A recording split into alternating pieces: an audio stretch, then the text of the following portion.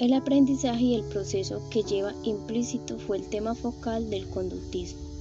Sus pioneros se desarrollaban en un mundo en el que se pregonaba el desarrollo de las ciencias naturales, la biología, la medicina, la física, la química, donde lo aceptable y lo válido son experimentos realizados en laboratorios con un control científico de las variables analizadas y resultados cuantitativos.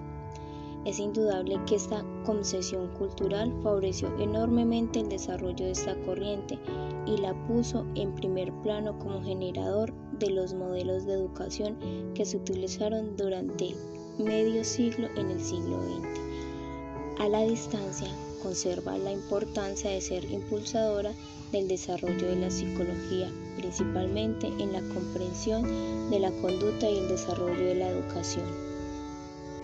El conductismo es la primera escuela psicológica americana y una manifestación típica de su cultura. Sus principios se basan en el carácter objetivo de la psicología, aplicación de los principios de la psicología animal en los seres humanos y rechazo de toda explicación mentalista. Sus fuentes de herencia son los psicólogos funcionalistas, pero de manera radicalizada al excluir el tema de la conciencia y la introspección, la psicología animal y el condicionamiento. En la actualidad, el conductismo supone evitar enunciados no comprobados experimentalmente y mantener un método mecanista de la conducta humana, acentuado en el aprendizaje y dando como explicación el condicionamiento. Thorndike, psicólogo norteamericano perteneciente a la rama conductista, centró su interés en la psicología del aprendizaje. Sus primeros experimentos fueron realizados en el sótano de William James, utilizando como sujetos experimentales a pollitos. Apolitaba con métodos cuantitativos con estadísticas la conducta de los animales, usando laberintos para medir la naturaleza progresiva del aprendizaje. Con los laberintos lograba saber cuánto tiempo lograban en escapar. Los pollitos que ya habían hecho el experimento salían con más rapidez con la práctica. Consideró que los animales no razonan ni avanzan en la solución de problemas, aprenden de forma mecánica mediante método de ensayo y error. Las acciones que resultan gratificantes y placenteras se impriman en el sistema nervioso, la conducta de los sujetos cambia a causa de los efectos. Gran parte de sus investigaciones la realizó con gatos, a los cuales introducía en una caja rompecabezas. El gato podía escapar manejando un mecanismo para poder salir de ella. Al principio los gatos abrían el picaporte aleatoriamente. Con la frecuente práctica conseguían escapar fácilmente de la caja y conseguían comida como recompensa. La ley del efecto establece que se aprenden las conductas que van acompañadas de un refuerzo. Si las acciones del animal llegan a tornarse una molestia, el animal no repetirá esas acciones. Thorndike es el precursor del conductismo. Este elaboró una teoría de la conducta basada en el aprendizaje a partir de sus experimentos con gatos. Los resultados demostraron la ley del efecto. Según ella, los hábitos se aprenden cuando conducen al placer y satisfacción. Thorndike aceptó las críticas realizadas a su sistema y estas le sirvieron para revisarla y reformarla. Para él, la inteligencia dependía del número de conexiones del cerebro de cada individuo. Otros psicólogos importantes conductistas. Albert Weiss fue un conductista radical que rechazó la conciencia y el mentalismo, llegando a considerar la psicología como parte de la física, pero hace una matización al destacar los aspectos sociales de la psicología en relación con los procesos físicos del sistema nervioso. Edward Hall aportó el apoyo fisiológico al conductismo y se esforzó por integrar en un sistema el conductismo y el psicoanálisis y hacer compatible el conductismo con la teoría cognitiva. Walter Unger, sus logros estuvieron dentro del campo de la psicología animal y su nombre ha evolucionado junto al término de antroponomía, con el que quiso expresar la ruptura radical de una nueva ciencia de la conducta con la vieja psicología que tenía como objeto la conciencia. Karl Laszlo era un neurofisiólogo famoso con sus experimentos de extirpación cortical y sus respectivas formulaciones al respecto, contribuyeron a avances. ZYQ centró su actividad en la psicología animal, siendo famoso por sus experimentos con embriones de pollo. Iván Pavlov. Iván Petrovich Pavlov nació el 26 de septiembre de 1849 en Riazán, Rusia, y falleció el 27 de febrero de 1936 en San Petersburgo, Rusia. Fue un fisiólogo ruso muy conocido por sus experimentos con perros, que dieron lugar a lo que hoy en día se conoce como condicionamiento clásico.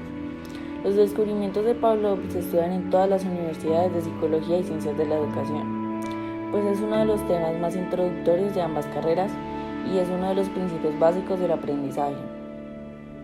Iván Pavlov es conocido por sus experimentos con perros, y aunque hoy en día es una de las figuras célebres de la psicología y la educación, su primera intención no era la de estudiar el aprendizaje, sino la salivación de los canes.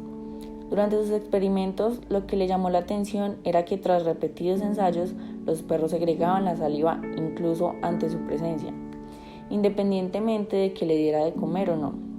Esto ocurría porque los animales habían aprendido que cuando Pavlov entraba por la puerta, iban a recibir comida en cualquier momento. Pavlov no solo empleó como estímulo la campana, sino que más adelante utilizó otros estímulos, tanto auditivos como visuales, para producir lo que llamaba la respuesta condicionada. Sus experimentos son un ejemplo del condicionamiento clásico, que forma parte de la teoría conductista, y por tanto las ideas de Pavlov dejan de lado los procesos mentales para darle especial importancia a la conducta observable y medible. Y es que sus experimentos tienen gran importancia para el desarrollo del método científico en psicología y permitieron el desarrollo de uno de los modelos teóricos del aprendizaje más conocidos. El condicionamiento clásico también es conocido como aprendizaje, estímulo-respuesta. Para que produzca el aprendizaje por asociación, inicialmente se presenta el estímulo incondicionado, que es un estímulo que de manera automática provoca una respuesta del organismo. En el caso del experimento de Pavlov era la comida. La respuesta que este estímulo provoca en el organismo recibe el nombre de respuesta incondicionada. La respuesta incondicionada era la cantidad de saliva que el perro de Pavlov segregaba. Después es necesario presentar un estímulo neutro, es decir, la campana en el caso del experimento, que antes de ocurrir el aprendizaje no produce ninguna respuesta. Ahora bien, cuando este estímulo se presenta en repetidas ocasiones junto a él, el estímulo neutro se convierte en estímulo condicionado, que provoca por sí solo una respuesta similar a la del estímulo incondicionado. En este caso, lo que ocurre al escuchar la campana recibe el nombre de respuesta condicionada. Los aportes para el conductismo. La importancia en el desarrollo y tratamiento de algunas patologías, fobias, ansiedad, etc. Ayuda a comprender los procesos de aprendizaje asociativo. Fue de gran influencia en el método científico en psicología. También generación de hábitos de conducta mediante el refuerzo al ayudar a desarrollar el condicionamiento instrumental. Y potenciador de la generalización de los aprendizajes. Pavlov pasó muchos años estudiando las características de los reflejos condicionados en muchos campos. Pavlov afirmó que el reflejo condicionado es el principio básico del funcionamiento del encéfalo. Durante 3 décadas, Pavlov estudió regularidades de la actividad nerviosa superior en los perros y se acercó al objetivo que había soñado en la última etapa de su vida, analizar esta actividad en los seres humanos. Sin ser el primero en adoptar la postura conductista, indudablemente John B. Watson fue su defensor más acérrimo y exitoso. Watson nació en Warrenville, Carolina del Sur, el 9 de enero de 1978 y murió el 25 de septiembre de 1958. Un psicólogo estadounidense, uno de los más importantes del siglo XX, formuló y popularizó la teoría científica del conductismo, estableciéndola como una escuela psicológica, escuela conductista. Gracias a su enfoque conductista, Watson realizó una investigación sobre el comportamiento animal de múltiples especies, incluido el Homo sapiens, donde destacan sobre la crianza de neonatos y niños. Fue el primer graduado del doctorado en psicología en la Universidad de Chicago. La psicología, como la ve el conductista, es una rama experimental puramente objetiva de la ciencia natural. Su meta teórica es la predicción y el control del comportamiento. La introspección no forma parte de sus métodos, ni el valor científico de sus datos depende de la facilidad con que estos se presten a la interpretación en términos de la conciencia. La defensa de Watson de una psicología conductista fue una de las muchas apelaciones de principios del siglo XX a un planteamiento no teórico sino conductual de las ciencias humanas y sociales. El conductismo de Watson se fundamentaba en su desilusión respecto del debate sobre la mente animal y los problemas de la psicología introspectiva. Su propia investigación experimental sobre el aprendizaje de las ratas en el laberinto difícilmente proveía fundamentos para una psicología general que abarcara todas las formas de la conducta animal y humana. Su conductismo era, de hecho, poco más que una reiteración del enunciado de los principios empiristas y asociacionistas tradicionales transpuestos del ámbito de los estados mentales introspectivos a la conducta observable. El conocido principio de contigüidad fue la base de las leyes de estímulo-respuestas que Watson planteó, y el principio de frecuencia le sirvió como explicación de la forma de hábitos. Watson pensaba que había llegado el momento de que la psicología se desarrollara como una ciencia de la conducta y descartaba todas las referencias de la conciencia. De acuerdo con él, la psicología debía abandonar los términos conciencia, estados mentales, mente, contenido verificable, introspectivamente, imágenes y otros por el estilo. Daba 3 razones principales para abandonar las referencias a la conciencia y la cognición y centrarse en la conducta. La primera era que tales referencias son redundantes en la psicología animal. Watson generalizó la conclusión de que se puede estudiar la conducta animal sin referencia a la conciencia o a la cognición para el estudio del comportamiento humano.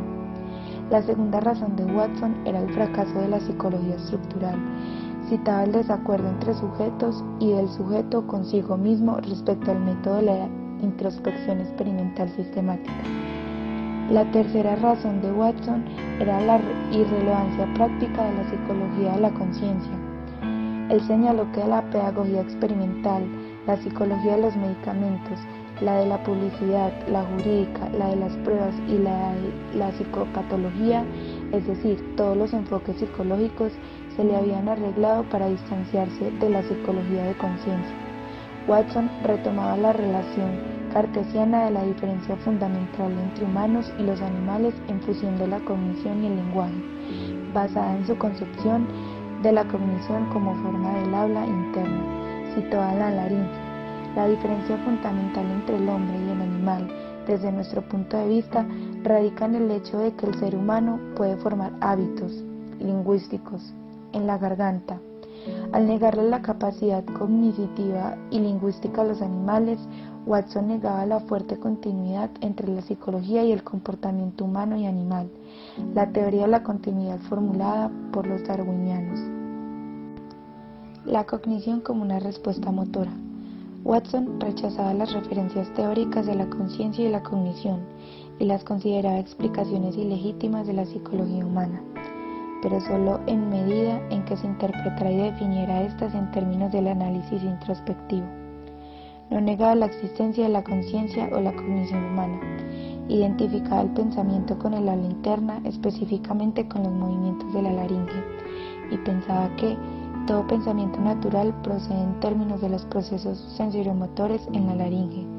Esta identificación lo llevó a hacer la atrevida predicción de que si alguien perdiera de repente su aparato laríngeo sin que con ello se produjera una lesión grave en los demás mecanismos corporales, sufriría una grave limitación de su capacidad para pensar.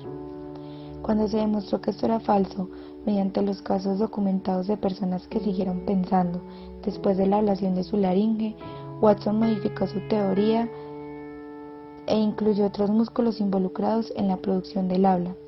Para él, la virtud de identificar el pensamiento con los movimientos de la laringe y otros músculos involucrados en la producción del habla eran lo que hacía del pensamiento una conducta observable, a la par con otro comportamiento observable, y por ende sujeta a predicción y control.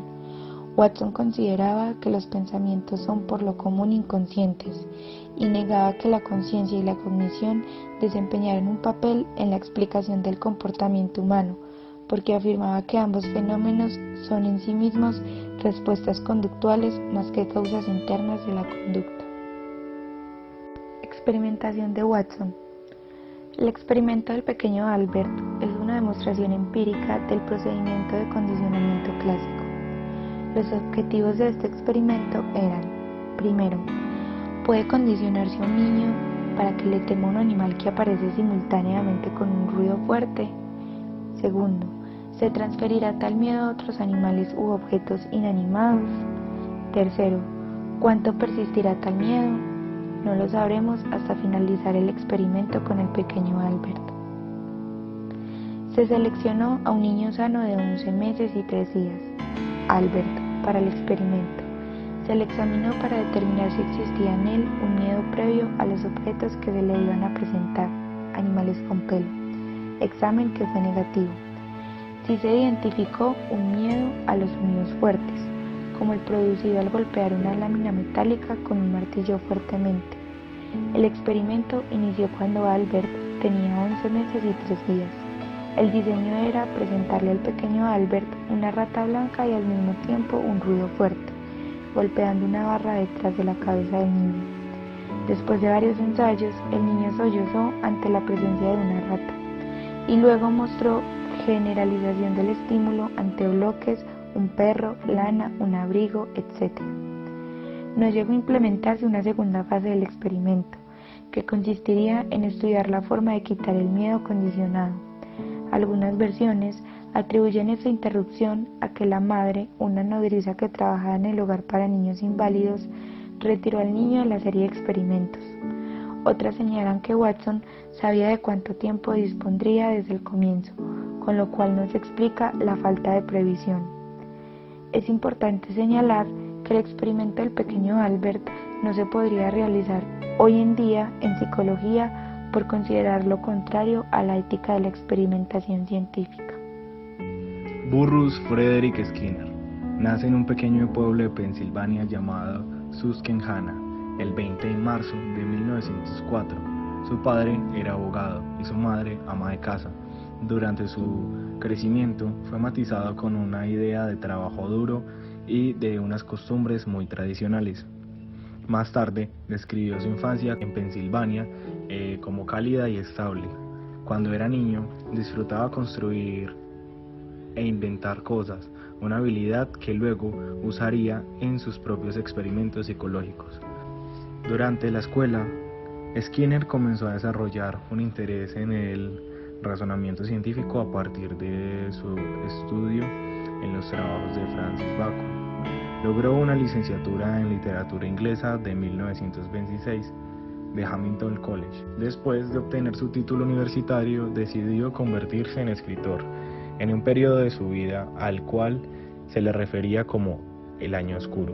Durante este tiempo, escribió solo unos pocos artículos breves en periódicos y rápidamente se desilusionó con sus talentos literarios.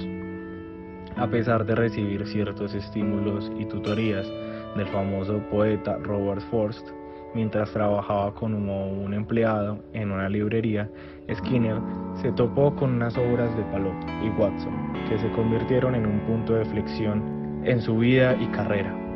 Inspirado para sus trabajos, Skinner decidió abandonar su carrera como novelista y entró al programa de psicología en la Universidad de Harvard.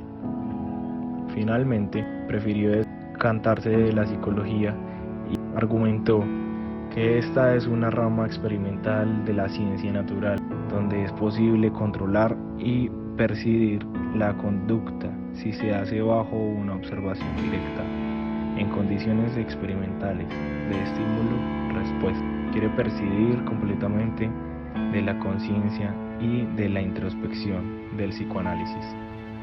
Pionero en el análisis experimental de la conducta humana y profesor en la Universidad de Harvard desde 1948, introdujo en el programa de clases un curso sobre ciencia y comportamiento humano.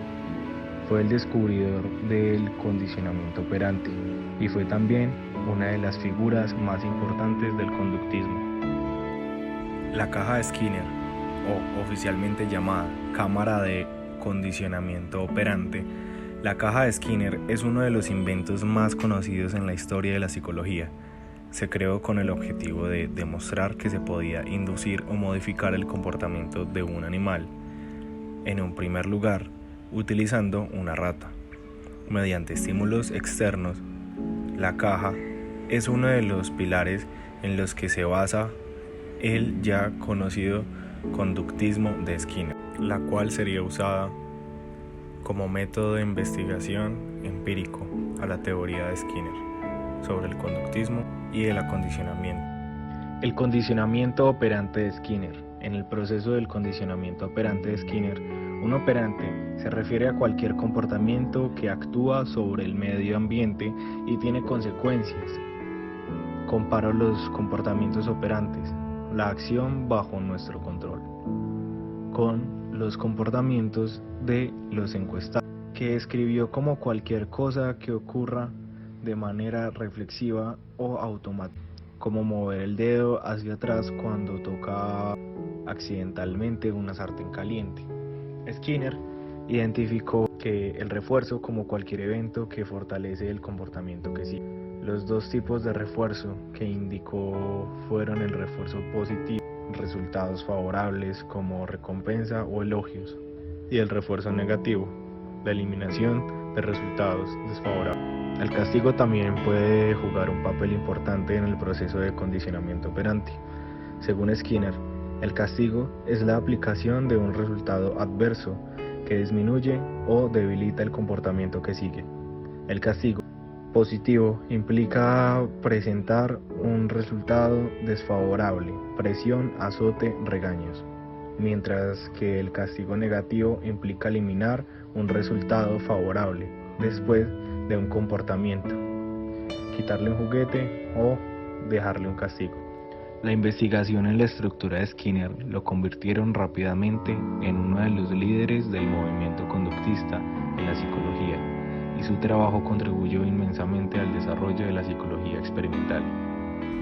El condicionamiento operante, tal como lo conocemos, fue formulado y sistematizado por Bruce Frederick Skinner, en base de las ideas planteadas previamente por otros autores, Ivan Pavlov y John B. Watson, que habían escrito el condicionamiento clásico, también conocido como condicionamiento simple o pavloviano.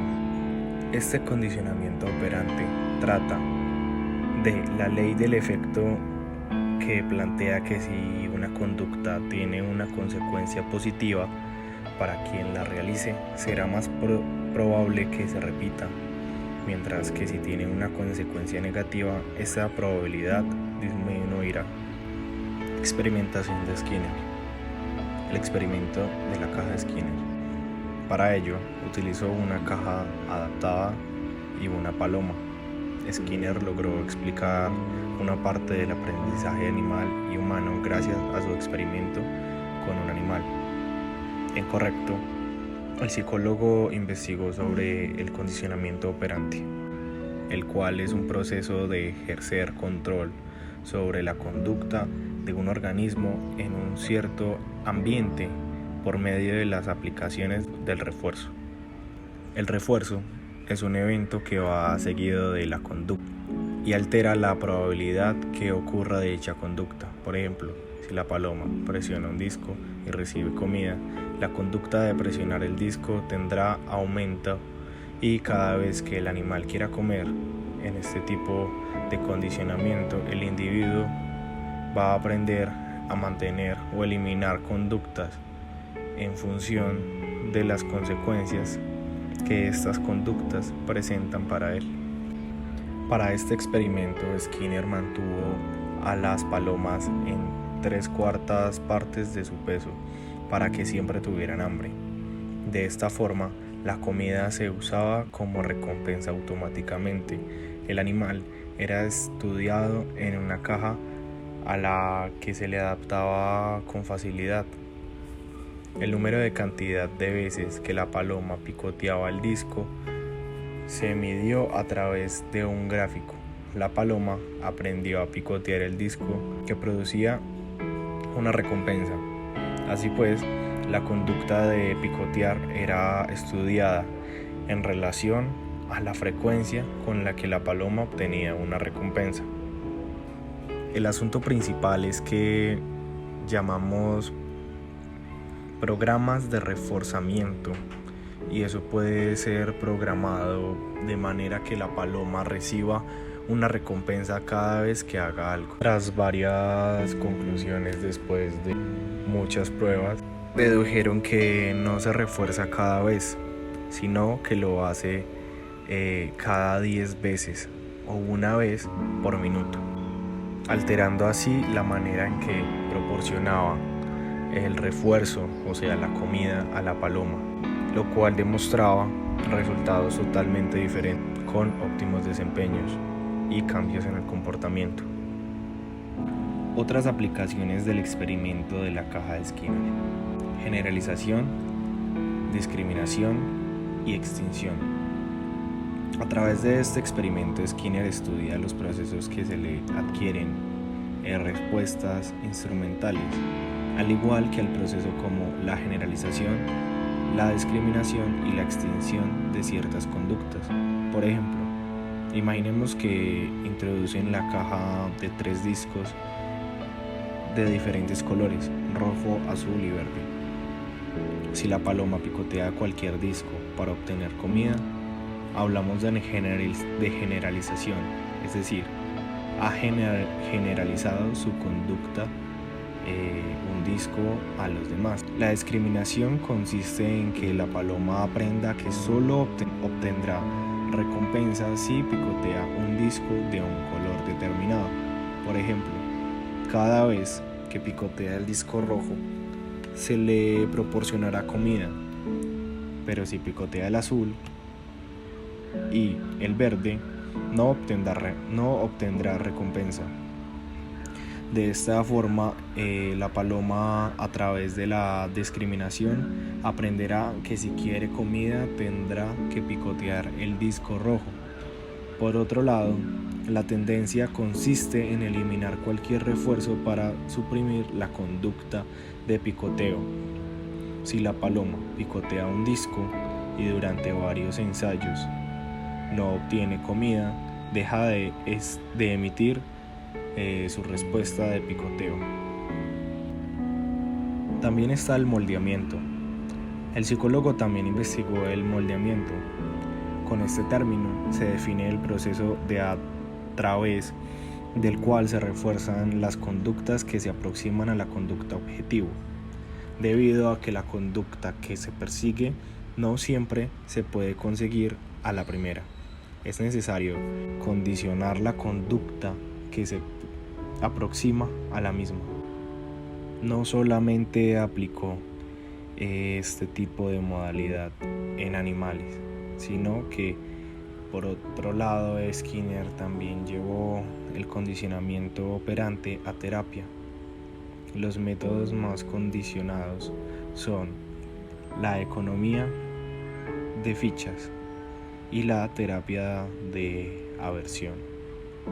Para aplicar el condicionamiento operante en terapia es necesario analizar los refuerzos y los estímulos que llevan a una persona a tener comportamiento concreto. A través de la modificación de estos estímulos y refuerzos se lograría un cambio de conducta por otro.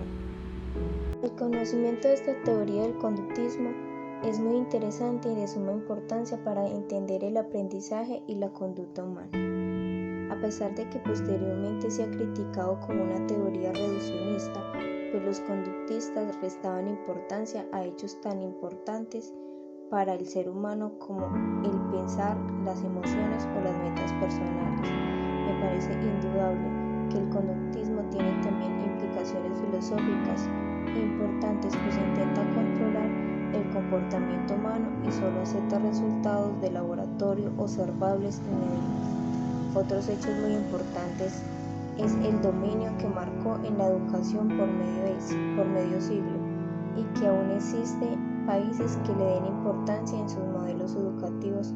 A pesar de todo esto, fue esta corriente la que impulsó el conocimiento del proceso de aprender y la explicación de conducta humana a la psicología a nivel de